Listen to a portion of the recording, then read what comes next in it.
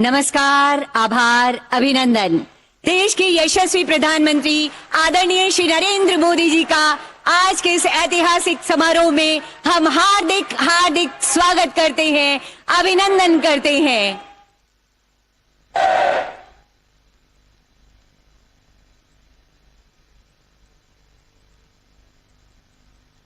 स्वागत स्वरूप आप सबकी ओर से एक बार जोरदार तालियां होनी चाहिए।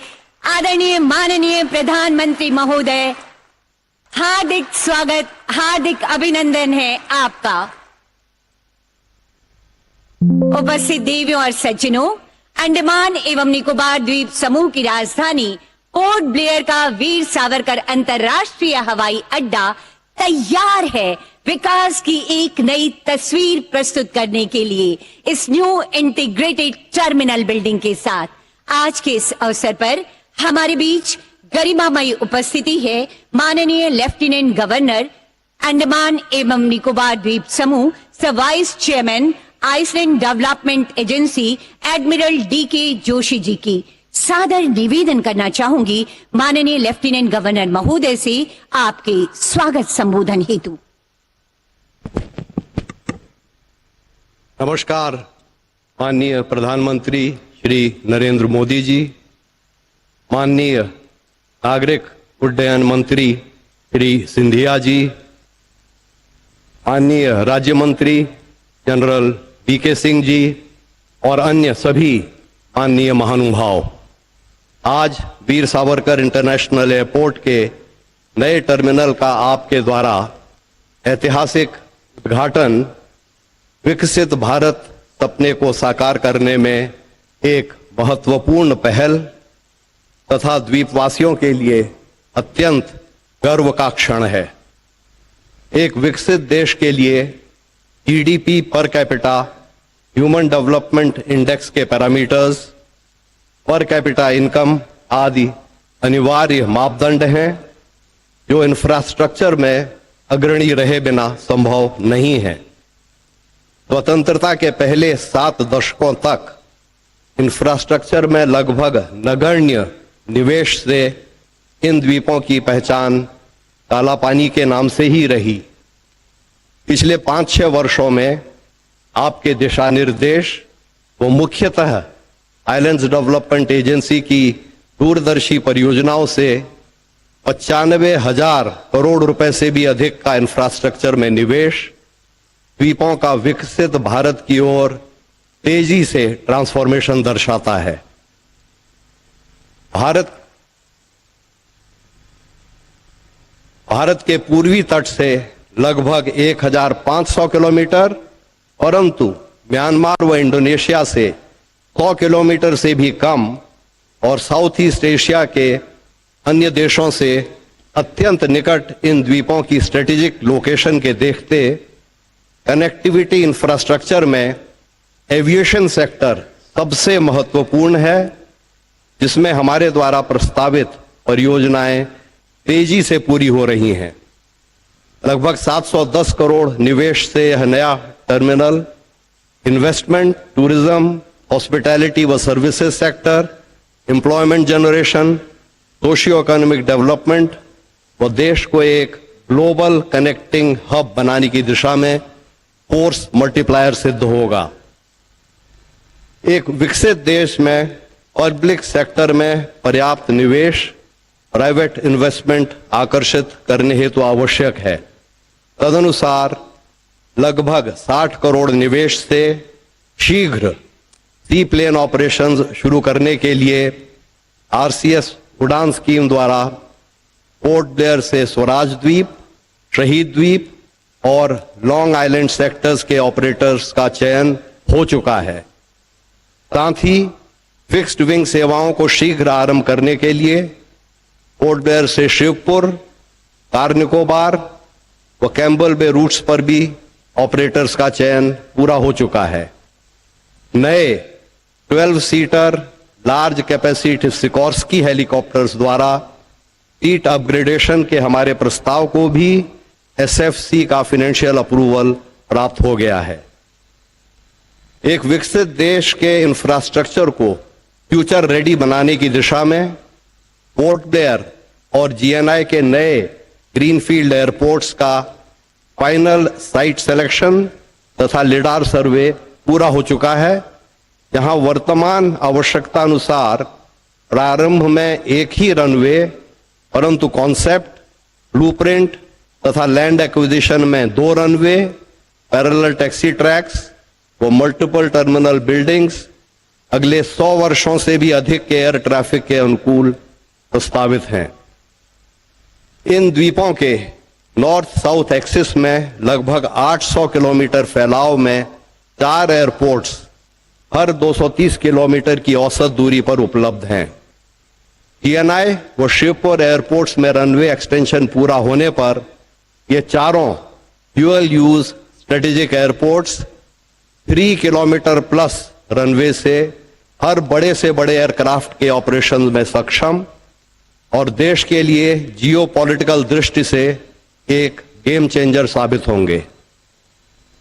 एक विकसित देश की पोस्ट इंडस्ट्रियल इकोनॉमी, जिसमें एक बड़े सर्विसेज सेक्टर तथा डाइवर्सिफाइड इंडस्ट्रियल व इंफ्रास्ट्रक्चर बेस की आवश्यकता अनुसार हमारी एविएशन सेक्टर की उपरोक्त परियोजनाओं में संतुलित निवेश का विशेष ध्यान रखा गया है, जिसमें पूरे सपोर्ट व मार्गदर्शन के लिए हम आपके नागरिक उड्डयन मंत्री जी के आभारी हैं।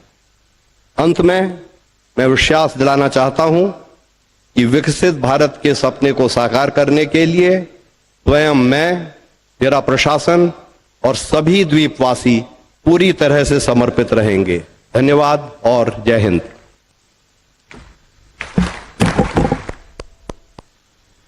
आपके स्वागत संबोधन हेतु बहुत बहुत धन्यवाद करती हूं माननीय लेफ्टिनेंट गवर्नर महोदय।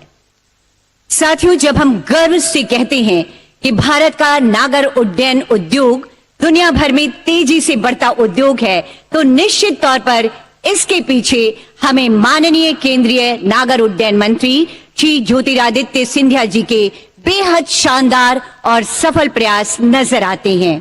सादर सादर आग्रह करना चाहूंगी माननीय केंद्रीय मंत्री महोदय से आपके संबोधन हेतु।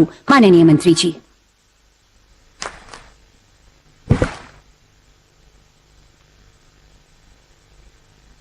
परम आदरणीय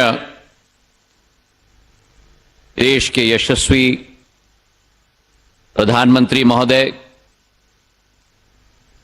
नरेंद्र मोदी जी, मंच पर आसीन लेफ्टिनेंट गवर्नर साहब, एडमिरल डीके जोशी साहब, मेरे सहभागी आदरणीय जनरल वीके सिंह साहब, क्षेत्र के सांसद कुलदीप राय शर्मा जी, सचिव राजीव बंसल जी, डीजीसीए के अध्यक्ष विक्रम देवदत्त जी, भारत विमान प्राधिकरण के अध्यक्ष संजीव कुमार जी, मुख्य सचिव केशव चंद्र जी, मंच पर उपस्थित महानुभाव और आज इस विमानतल पर उपस्थित अंडमान और निकोबार क्षेत्र से सभी आए हुए सभी हमारे महानुभाव, आज एक ऐतिहासिक दिन हमारे लिए इस अंडमान और निकोबार में है, जब देश के हमारे प्रधान सेवक, देश के प्रधान रक्षक, देश के प्रधानमंत्री परम आदरणीय नरेंद्र मोदी जी आज वर्चुअल रूप से इस भव्य कार्यक्रम में हम सब के साथ आज जुड़े हुए हैं।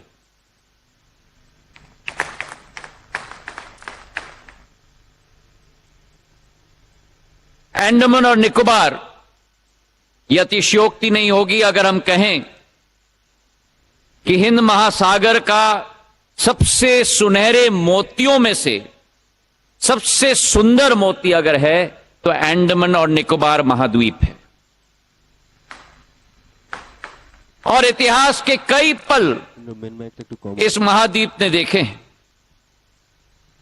वो एक समय था जब आजाद हिंद फौज के अधीन ये द्वीप नेताजी सुभाष चंद्र बोस जी के नेतृत्व में थी।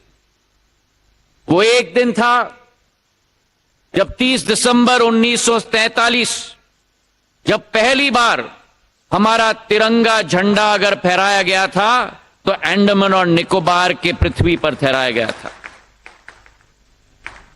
कई हमारे स्वतंत्र संग्राम के अमूल्य प्रतीक हैं। वीर सावरकर साहब 10 साल सेल्यूलर जेल में यहां हिरासत में थे, लेकिन वास्तविकता यह भी है मेरे भाई और बहनों कि 70 साल में अंग्रेजी शासकों के नाम पर यह द्वीपों का नामकरण किया गया था, और अगर उसे किसी ने परिवर्तित किया तो हमारे प्रधानमंत्री, हमारे पंत प्रधान नरेंद्र मोदी जी ने, जिन्होंने यह कदम लिया कि 21 हमारे वीर सपूतों को, परमवीर चक्र के विजेताओं पर 21 द्वीपों का नाम करके सच्ची श्रद्धांजलि हमारे वीर सपूतों को किसी ने दी है तो प्रधानमंत्री नरेंद्र मोदी जी ने दी है। प्रधानमंत्री जी के नेतृत्व में नागर विमानन क्षेत्र में एक नई तीव्रता और एक नई तेजी आई है। जहां 66 वर्षों में देश में केवल 74 एयरपोर्ट थे, आज प्रधानमंत्री जी के नेतृत्व में 74 अतिरिक्त एयरपोर्ट बनकर 148 एयरपोर्ट आज देश में बन चुके हैं। जहां देश में केवल 2013-14 में 6 करोड़ घरेलू यात्री थे, आज उसी भारत में 14.5 घरेलू यात्री, मतलब 130% की वृद्धि हुई है। जहां एयरलाइंस की फ्लीट में केवल 400 विमान होते थे, 9 वर्षों में आज 700 विमान, 75% वृद्धि हुई है। और जिस देश में केवल 3 ग्रीनफील्ड एयरपोर्ट थे, आज उसी देश में प्रधानमंत्री जी के नेतृत्व में 11 अतिरिक्त बनकर 14 ग्रीनफील्ड एयरपोर्ट हो चुके हैं। लेकिन यह सफर प्रधानमंत्री जी का निर्देश है। प्रधानमंत्री जी का निर्देश है कि यह सफर निरंतर जारी रहना होगा, और इसलिए प्रधानमंत्री जी के नेतृत्व में जिस भारत में आज 148 एयरपोर्ट हैं, आने वाले 3-4 सालों में इस संख्या को बढ़ाकर हम लोग 200 पार करेंगे, यह हमने संकल्प लिया है। जिस भारत में केवल 14.5 करोड़ वर्तमान में घरेलू यात्री हैं, 2030 तक हमारा अनुमान है कि 42 करोड़ तक यह आंकड़ा पहुंचेगा। और जिस भारत में आज 700 विमान हैं, आने वाले 3-4 वर्षों में इसे बढ़ाकर 1500 से 1700 विमान तक हम लोग पहुंचाएंगे, यह हम लोगों का संकल्प है। आज प्रधानमंत्री जी के नेतृत्व में उड़े देश का आम नागरिक योजना, लोकतांत्रिकरण नागर विमानन सेवा का प्रधानमंत्री जी का संकल्प और सपना कि हवाई चप्पल पहनने वाला भी हवाई जहाज में उड़े, आज उस योजना के तहत करीब 1.5 करोड़ यात्रियों ने सफर किया है, जो पहला सपना ही देखते थे हवाई जहाज को देखकर। आज उसी के तहत 2,35,35,000 फ्लाइट्स चली हैं, और आज उसी के तहत 3 नए एयरलाइंस का जन्म भी हमारे देश में हुआ है। आज अंडमान और निकोबार में 572 द्वीपों का यह समूह, जो बंगाल की खाड़ी और अंडमान के जंक्शन पर स्थित भारत का सबसे महत्वपूर्ण अंग है। वीर सावरकर अंतर्राष्ट्रीय विमानतल का उद्घाटन आज प्रधानमंत्री जी के करकमलों से किया जा रहा है। पूर्व में यह विमानतल केवल 7,500 वर्ग स्क्वायर मीटर का होता था, आज इसे बढ़ाकर 5 गुना 40,000 वर्ग स्क्वायर मीटर का विमानतल का उद्घाटन प्रधानमंत्री जी से किया जा रहा है। जहां 300 यात्रियों की क्षमता होती थी, आज 1200 यात्री प्रति घंटा की क्षमता के आधार पर यह महत्वपूर्ण विमानतल का उद्घाटन हो रहा है। और उसी के तहत जो प्रधानमंत्री जी की सोच और विचारधारा सदैव रही है, vocal for local, Andaman and Nicobar की अतुल्य बायोडाइवर्सिटी को भी स्थान इस विमानतल में दिया गया है। ऑयस्टर के आकार में यह विमानतल बनाया गया है, और इस तरीके से डिजाइन किया गया है कि दिन के समय में लाइटिंग की जरूरत नहीं होगी, सूर्य के प्रकाश की रोशनी के आधार पर ही यह विमानतल प्रकाशित होगा। हमारे क्षेत्र में सस्टेनेबिलिटी के आधार पर भी इस विमानतल में double insulated proofing system, LED lighting, rain water catchment, solar water plant, और इसी के साथ साथ हमारा अनुमान है कि हमारे इस विमानतल के आधार पर हमारे पर्यटन के क्षेत्र में, हमारे अधोसंरचना में, हमारी आर्थिक गति में नई एक वृद्धि आएगी। प्रधानमंत्री जी की सदैव यह संकल्प रही है कि अंडमान और निकोबार में अधोसंरचना बढ़नी चाहिए। केवल ये विमानतल नहीं, लेकिन इसके अतिरिक्त 3 अतिरिक्त विमानतल शिवपुर में, कार निकोबार में, कैंपल बे में भारत सरकार के द्वारा स्थापित होने जा रहा है। और उसी के साथ 4 वाटरड्रोम शहीद द्वीप में, शहीद द्वीप के साथ साथ हमारे स्वराज द्वीप में, आइलैंड में और पोर्ट ब्लेयर में 108 से 150 करोड़ कुल मिलाकर ये निवेश हमारे क्षेत्र में किया जा रहा है। प्रधानमंत्री जी के नेतृत्व में जो सोच और विचारधारा है भारतीय जनता पार्टी की, सेवा की, सुशासन की और गरीब कल्याण की, उसके प्रति हम सब समर्पित हैं। और जो 9 वर्षों में काम हुआ है, ये आने वाले कई सदियों को इसका लाभ मिलेगा, इसका हमें पूरा विश्वास है। जो 70 साल में नहीं हो पाया है, प्रधानमंत्री जी ने वो परिवर्तन अधोसंरचना में, आधुनिकता में 9 साल में करके दिखाया है अंडमान और निकोबार आइलैंड में। और हमें पूरा विश्वास है कि आने वाले समय में ये द्वीप समूह का गेटवे जो पोर्ट ब्लेयर है, रोजगार के लिए, शिक्षा के लिए और निवेश का गेटवे बनेगा। इन्हीं शब्दों के साथ बहुत बहुत शुभकामनाएं। धन्यवाद। जय हिंद। बड़े संकल्पों के साथ हमारा नागर उड्डयन मंत्रालय आगे बढ़ रहा है। आपके संबोधन हेतु बहुत बहुत धन्यवाद करती हूँ माननीय मंत्री महोदय। यकीनन ये वीर सावरकर टर्मिनल बिल्डिंग विभिन्न प्रकार की सुविधाओं से परिपूर्ण है। आइए इस लघु फिल्म के माध्यम से पूरी परियोजना की जानकारी लेते हैं।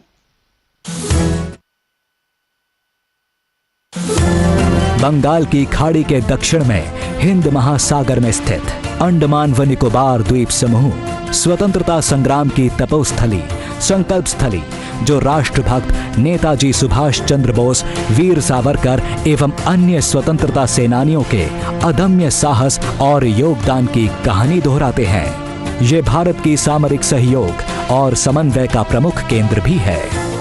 पिछले 9 वर्षों में अंडमान व निकोबार द्वीप समूहों के चहुमुखी विकास हेतु आधारभूत अवसंरचनाओं का निर्माण किया गया है। हाई स्पीड इंटरनेट के लिए ऑप्टिकल फाइबर केबल कनेक्टिविटी, बंदरगाहों का विकास व विस्तार, बेहतर सड़क संपर्कता के लिए हाईवेज इत्यादि का निर्माण। ये सभी कदम यहाँ के लोगों के विकास और बेहतर भविष्य के लिए भारत सरकार की प्रतिबद्धता को दर्शाते हैं, जिससे भारत की विकास यात्रा में ये द्वीप समूह मजबूत भागीदार बनकर उभरे हैं। अंडमान एक ऐसी धरती है जहां पानी, प्रकृति, पर्यावरण, पुरुषार्थ, पराक्रम, परंपरा, पर्यटन, प्रबोधन और प्रेरणा सब कुछ है। देश में ऐसा कौन होगा जिसका मन अंडमान आने का नहीं करता है। माननीय प्रधानमंत्री श्री नरेंद्र मोदी जी के दूरदर्शी एवं यशस्वी नेतृत्व में सकल भारत के समग्र विकास पर जोर दिया गया है, जिसमें पिछले 9 वर्षों में विमानन क्षेत्र ने भी अभूतपूर्व प्रगति की है, जहां देश में हवाई अड्डों की संख्या 74 से बढ़कर 2 गुनी हो गई है। वहीं क्षेत्रीय संपर्कता योजना उड़ान के अंतर्गत भी आज देश के टियर 2 एवं टियर 3 शहरों में रहने वाला सामान्य जन भी हवाई यात्रा से देश विदेश से जुड़ गया है। इसी दिशा में अंडमान और निकोबार में यात्री यातायात में निरंतर हो रही वृद्धि को देखते हुए लगभग 800 करोड़ रुपए की लागत से पोर्ट ब्लेयर के वीर सावरकर अंतर्राष्ट्रीय हवाई अड्डे का उन्नयन किया गया है, जिसमें नए टर्मिनल भवन का निर्माण एवं एप्रन का विकास शामिल है। लगभग 41,000 वर्ग मीटर में बना हवाई अड्डे का ये नया टर्मिनल भवन व्यस्ततम समय में 1200 यात्रियों को सेवा प्रदान करने में सक्षम है, जो कि वर्तमान की क्षमता से 6 गुना अधिक है। वह प्रतिवर्ष 50 लाख यात्रियों को सुविधाएं प्रदान करने में सक्षम है। इस टर्मिनल भवन को 3 तलों में बनाया गया है, जहां 28 check in counter, 3 passenger boarding bridge, 3 conveyor belts की सुविधाएं उपलब्ध हैं। साथ ही नए विकसित एप्रन से पोर्ट ब्लेयर हवाई अड्डे में अब 6 से बढ़कर 10 विमानों की पार्किंग की सुविधा होगी। भवन का अग्रभाग केबल नेट ग्लेजिंग के माध्यम से लगभग 4000 अलग अलग आकार के ग्लास पैनलों से मिलकर बना है, जिससे यह टर्मिनल प्राकृतिक रूप से प्रकाशित रहेगा। यहाँ के सुरम्य द्वीपों की समृद्ध जैव विविधता से प्रेरित पोर्ट ब्लेयर टर्मिनल भवन एक सीप के आकार की संरचना है, जो समुद्र और यहाँ के द्वीपों की सुंदरता को दर्शाती है। ये टर्मिनल भवन विभिन्न प्रकार की चित्रकलाओं से सुसज्जित है, जो इस द्वीप की संस्कृति, जीवन शैली, वनस्पति और जीव जंतुओं को दर्शाते हैं। इस नए टर्मिनल भवन के प्रारंभ होने से संपर्कता बेहतर होगी, जिससे यहाँ के पर्यटन को बढ़ावा मिलेगा और क्षेत्र के उद्योग और अर्थव्यवस्था को नई गति मिलेगी। साथ ही शिक्षा, स्वास्थ्य, कृषि और मरीन क्षेत्रों को और भी बल मिलेगा। असीम संभावनाओं से भरे अंडमान निकोबार द्वीप समूहों के सर्वांगीण विकास की दिशा में पोर्ट ब्लेयर हवाई अड्डे का नया इंटीग्रेटेड टर्मिनल भवन एक अहम भूमिका निभाएगा। हवाई अड्डे का नया इंटीग्रेटेड टर्मिनल भवन एक अहम भूमिका निभाएगा।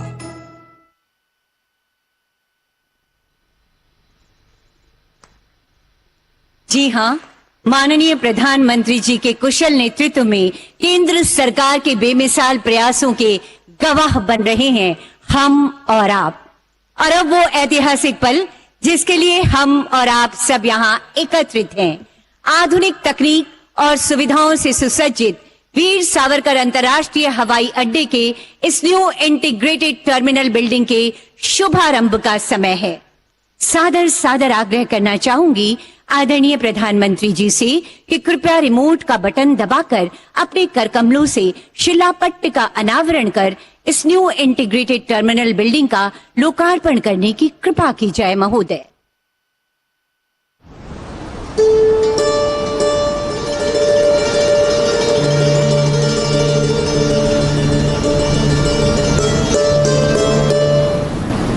इस अवसर पर एक बार और जोरदार तालियां होनी चाहिए आप सबकी तरफ से। बहुत बहुत आभार व्यक्त करती हूं माननीय प्रधानमंत्री जी का शिलापट्ट का अनावरण कर वीर सावरकर अंतर्राष्ट्रीय हवाई अड्डे में एक नया अध्याय जोड़ने हेतु। हमें गर्व है कि माननीय प्रधानमंत्री जी के यशस्वी नेतृत्व में देश विकास की नई ऊंचाइयों को छू रहा है। नवीन भारत के शिल्पकार माननीय प्रधानमंत्री जी अपनी अद्भुत कार्यशैली और बेमिसाल सोच के लिए जाने जाते हैं। आज के इस अवसर पर अब मैं माननीय प्रधानमंत्री जी से विनम्र आग्रह करना चाहती हूं, अपने प्रेरणादायी विचारों से हमें अनुग्रहित करें, हमारा मार्ग प्रशस्त करें महोदय। माननीय प्रधानमंत्री जी।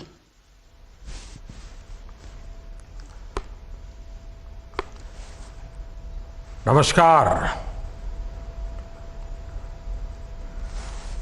अंडमान निकोबार द्वीप के उपराज्यपाल श्रीमान डी.के. जोशी जी, केंद्रीय मंत्रिमंडल के मेरे सहयोगी भाई ज्योतिरादित्य सिंधिया जी, वी.के. सिंह जी, संसद में मेरे साथी सांसद श्री, अन्य सभी महानुभाव और अंडमान निकोबार द्वीप समूह के मेरे भाई और बहनों, आज का ये कार्यक्रम भले ही पोर्ट ब्लेयर में हो रहा है, लेकिन इस पर पूरे देश की नजरें हैं।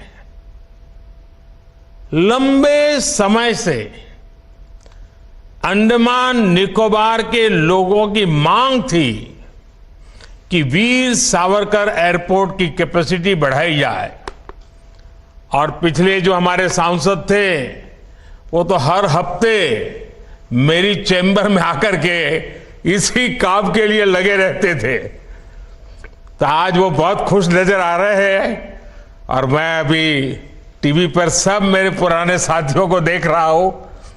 अच्छा होता मैं आज आपके बीच आकर के इस उत्सव में शरीक होता, लेकिन समय अभाव से खुद तो नहीं आ पाया। लेकिन आप सबके चेहरे की खुशी देख रहा हूं, आनंद से भरा हुआ माहौल में अनुभव कर रहा हूं। साथियों, देश भर से जो कोई वहां घूमने जाना चाहते हैं, उनकी भी यही इच्छा थी। अभी तक मौजूदा टर्मिनल की कैपेसिटी हर रोज 4000 टूरिस्ट को हैंडल करने की थी। नया टर्मिनल बनने के बाद इस एयरपोर्ट पर हर रोज करीब करीब 11000 टूरिस्ट को हैंडल करने की कैपेसिटी बन गई है। नई व्यवस्था में अब एयरपोर्ट पर एक साथ 10 विमान भी खड़े हो पाएंगे, यानी यहां के लिए नई फ्लाइट्स के लिए भी रास्ता खुल गया है। और ज्यादा फ्लाइट्स आने, ज्यादा टूरिस्ट आने का सीधा मतलब है ज्यादा से ज्यादा रोजगार।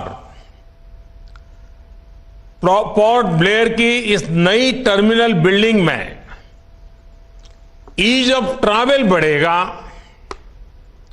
ईज ऑफ डूइंग बिजनेस बढ़ेगा और कनेक्टिविटी भी बेहतर होगी। मैं देश के लोगों को, पोर्ट ब्लेयर के सभी साथियों को इस सुविधा के लिए बहुत बहुत बधाई देता हूं। साथियों, लंबे समय तक भारत में विकास का दायरा कुछ बड़े शहरों, कुछ क्षेत्रों तक सीमित रहा। कुछ दलों की स्वार्थ भरी राजनीति के कारण विकास का लाभ देश के दूर दराज वाले इलाकों तक पहुंचा ही नहीं। ये दल उन्हीं कामों को प्राथमिकता देते थे जिसमें इनका खुद का भला हो, इनके परिवार का भला हो। नतीजा ये हुआ कि जो हमारे आदिवासी क्षेत्र हैं, जो हमारे आइलैंड्स हैं, वहां की जनता विकास से वंचित रही, विकास के लिए तरसती रही। बीते 9 वर्षों में हमने पूरी संवेदनशीलता के साथ पहले की सरकारों की उन गलतियों को सुधारा है। इतना ही नहीं, नई व्यवस्थाएं भी बनाई हैं। अब भारत में विकास का एक नया मॉडल विकसित हुआ है। ये मॉडल इंक्लूजन का है, सबको साथ लेकर चलने का है। ये मॉडल सबका साथ, सबका विकास का है। और जब मैं सबका विकास कहता हूं तो इसका अर्थ बहुत व्यापक है।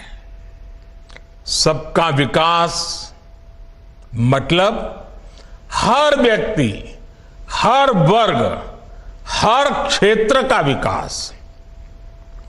सबका विकास मतलब जीवन के हर पहलू का विकास, शिक्षा, स्वास्थ्य, कनेक्टिविटी, हर प्रकार सबका विकास। साथियों, इसी सोच के साथ बीते 9 वर्षों में अंडमान निकोबार में विकास की नई गाथा लिखी गई है। पिछली सरकार के 9 साल में, यानी हमारे पहले जो सरकार थी, 9 साल में अंडमान निकोबार को करीब 23,000 करोड़ रुपए का बजट अलर्ट किया गया था। जबकि हमारी सरकार के दौरान अंडमान निकोबार के विकास के लिए 9 वर्षों में करीब करीब 48,000 करोड़ रुपए का बजट दिया गया है। यानी हमारी सरकार ने अंडमान निकोबार के विकास के लिए पहले के मुकाबले 2 गुना ज्यादा पैसा खर्च किया है। पिछली सरकार के 9 साल में अंडमान निकोबार में 28,000 घरों को पानी के कनेक्शन से जोड़ा गया था। हमारी सरकार के 9 साल में यहां के करीब 50,000 घरों तक पानी का कनेक्शन पहुंचाया गया है। यानी हर घर जल पहुंचाने के लिए भी हमारी सरकार ने पहले के मुकाबले 2 गुनी रफ्तार से काम किया है। आज यहां के लगभग हर व्यक्ति के पास अपना बैंक अकाउंट है। आज यहां के हर गरीब को 1 नेशन 1 राशन कार्ड की सुविधा मिली हुई है। पहले की सरकार के समय अंडमान निकोबार में एक भी मेडिकल कॉलेज नहीं था। ये हमारी सरकार है जिसने पोर्ट ब्लेयर में मेडिकल कॉलेज की स्थापना की है। पहले की सरकार के समय अंडमान निकोबार में इंटरनेट सैटेलाइट के भरोसे ही था।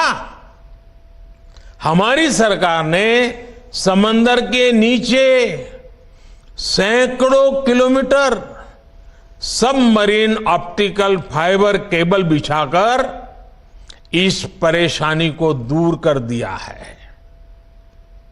साथियों, अंडमान निकोबार में हो रहा सुविधाओं का ये विकास यहां के टूरिज्म को गति दे रहा है। जब मोबाइल कनेक्टिविटी बढ़ती है तो टूरिस्ट भी बढ़ते हैं। जब हेल्थ इंफ्रास्ट्रक्चर सुधरता है तो टूरिस्ट का आना जाना और बढ़ जाता है। जब एयरपोर्ट पर सुविधाएं बढ़ती हैं तो टूरिस्ट यहां आना पसंद करता है। जब रोड अच्छी होती है तो टूरिस्ट अपने इलाके में ज्यादा से समय बिताता है।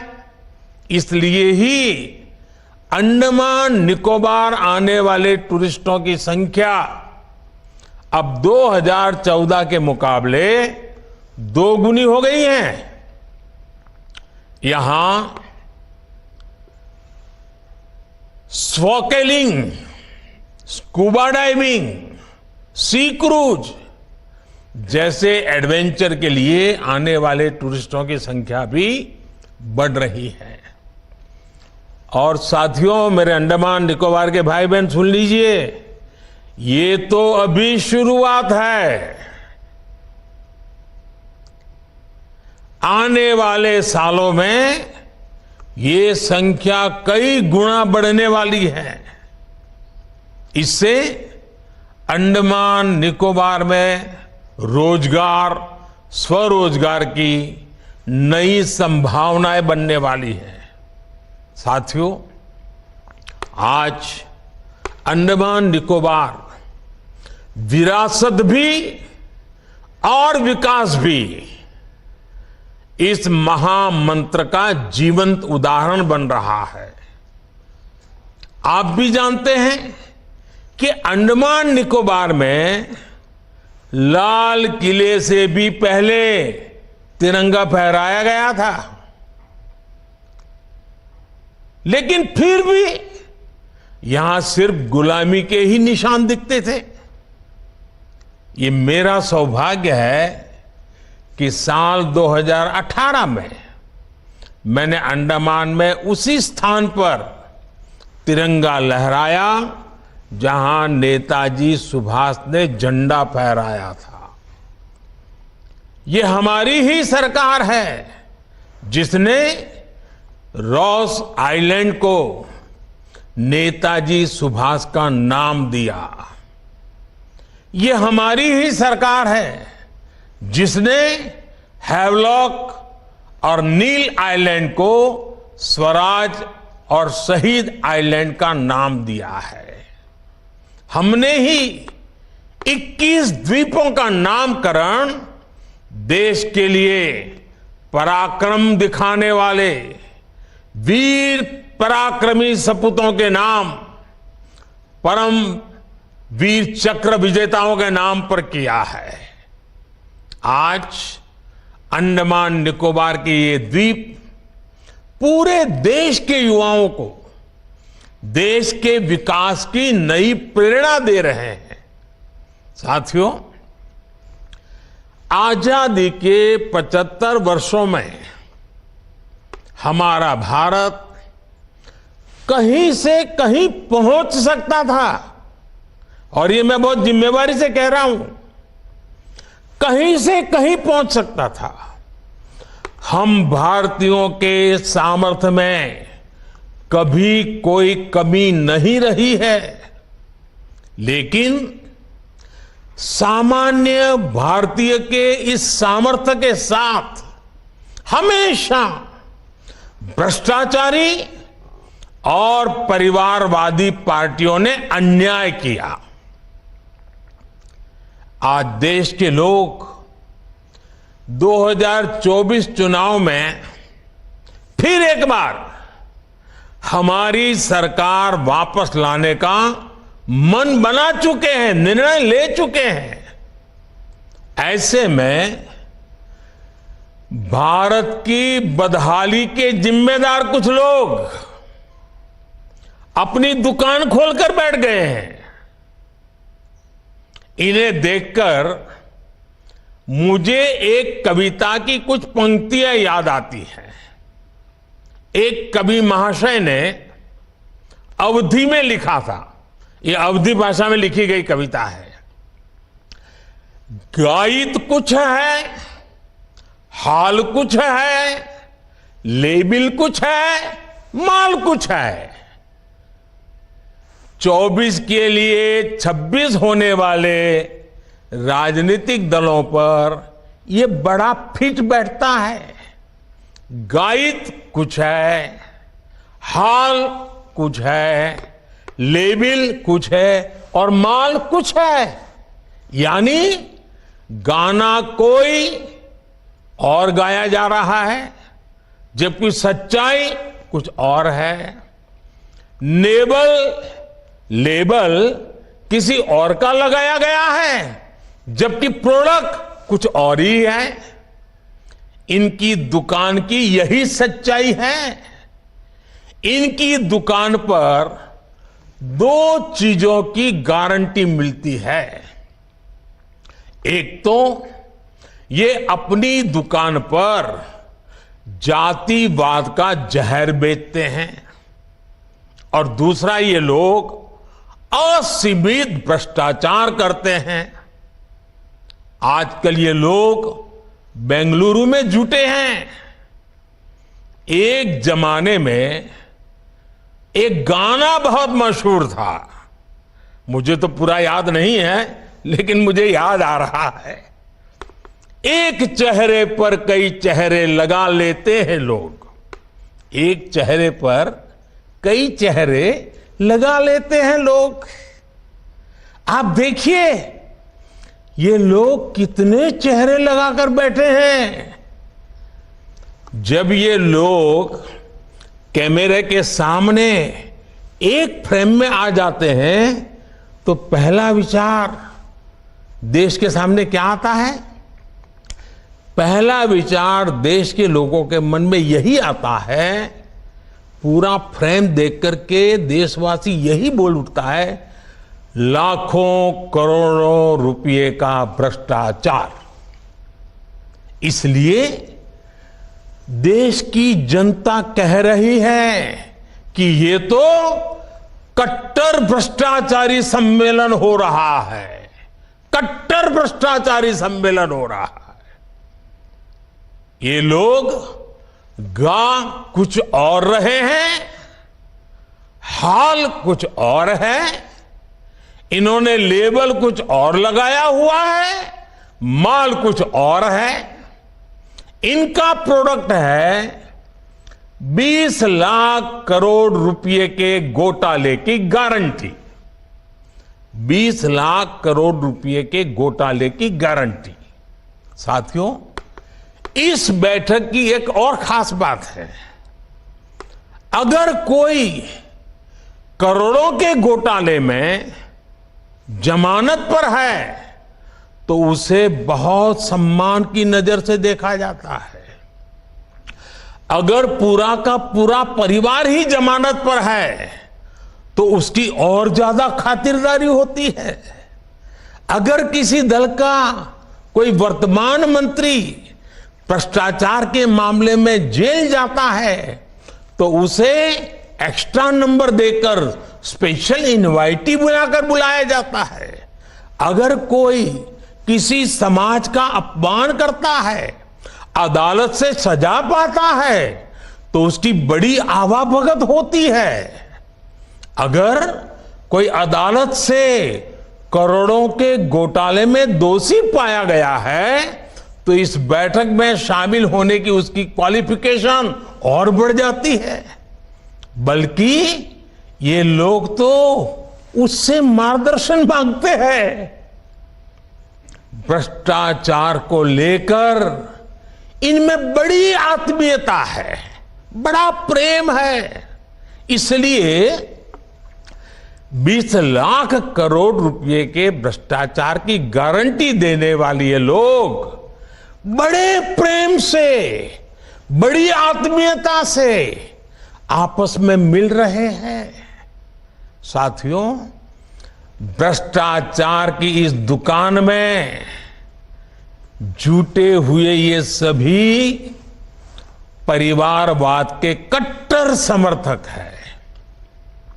न खाता न वही, जो परिवार कहे वही सही। लोकतंत्र के लिए कहा जाता है of the people, by the people, for the people. लेकिन इन परिवारवादियों का मंत्र है of the family, by the family, for the family. Family first, nation nothing. इन लोगों का मोटो है, इनकी यही प्रेरणा है। ये लोग देश के लोकतंत्र को, देश के संविधान को अपना बंधक बनाना चाहते हैं।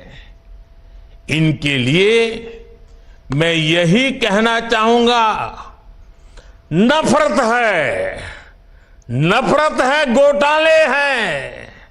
नफरत है, घोटाले हैं, तुष्टीकरण है, मन काले हैं।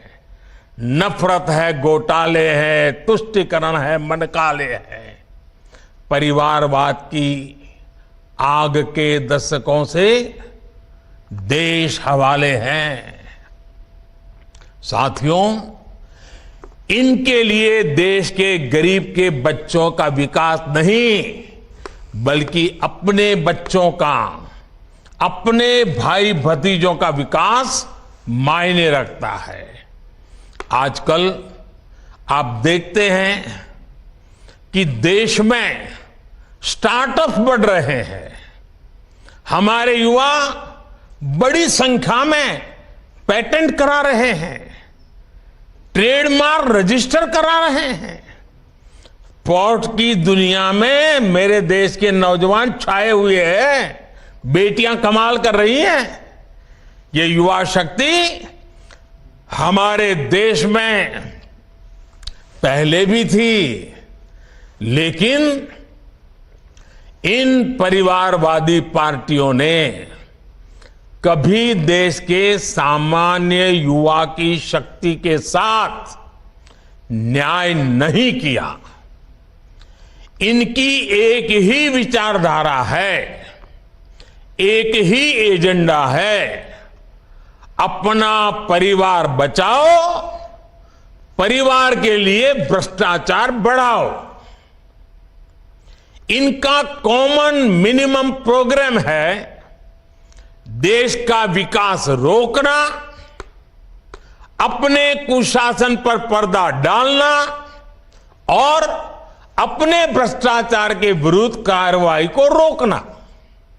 अब देखिए, ये जो जमात इकट्ठी हुई है ना, उनके कुनबे में बड़े से बड़े घोटालों पर, अपराधों पर इनकी जुबान बंद हो जाती है।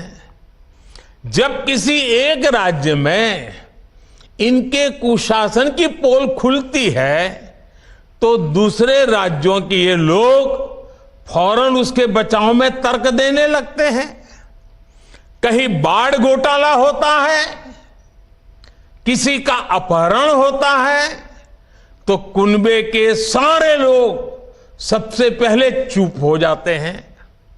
आपने देखा है कि कुछ दिन पहले ही पश्चिम बंगाल में पंचायत चुनाव हुए, वहां सरेआम हिंसा हुई, लगातार खून खराबा हो रहा है। इस पर भी इन सब की बोलती बंद है। कांग्रेस के, लेफ्ट के अपने कार्यकर्ता वहां खुद को बचाने की गुहार लगा रहे हैं, लेकिन कांग्रेस और लेफ्ट के नेताओं ने अपने स्वार्थ में अपने कार्यकर्ताओं को भी मरने के लिए छोड़ दिया है। राजस्थान में बेटियों से अत्याचार हो या परीक्षाओं के पेपर लीक हो रहे हो, इन्हें कुछ दिखाई नहीं देता। परिवर्तन की बातें करके जनता से विश्वासघात करने वाले जब करोड़ों का शराब घोटाला करते हैं तो ये कुनबा फिर उन्हें कवर देने लग जाता है। इनका कट्टर भ्रष्टाचार उन्हें तब दिखाई देना बंद हो जाता है जब देश की कोई एजेंसी इन पर कार्रवाई करती है तो उनका टैप रिकॉर्डर शुरू हो जाता है, कुछ हुआ ही नहीं, सब साजिश है, हमें फंसाया जा रहा है। आप तमिलनाडु में देखिए, भ्रष्टाचार के घोटाले के अनेक मामले सामने आ रहे हैं, लेकिन इनके कुनबे के सारे दलों ने पहले ही सबको क्लीन चिट दे दी है। इसलिए इन लोगों को पहचाने रहिए साथियों, उनको जान लीजिए, इन लोगों से सतर्क रहिए भाई बहनों। साथियों, इन लोगों की साजिशों के बीच हमें देश के विकास के लिए खुद को समर्पित रखना है। आज दुनिया में अनेक उदाहरण हैं जहां द्वीपों ने और समुद्र किनारे बसे छोटे देशों ने अभूतपूर्व प्रगति की है। जब उन्होंने प्रगति का रास्ता चुना तो उनके सामने भी चुनौतियां थी, सब कुछ सरल नहीं था, लेकिन उन देशों ने दिखाया है जब विकास आता है तो हर प्रकार के समाधान लेकर आता है। मुझे विश्वास है अंडमान निकोबार द्वीप समूह में हो रहे विकास के काम इस पूरे क्षेत्र को और सशक्त करेंगे।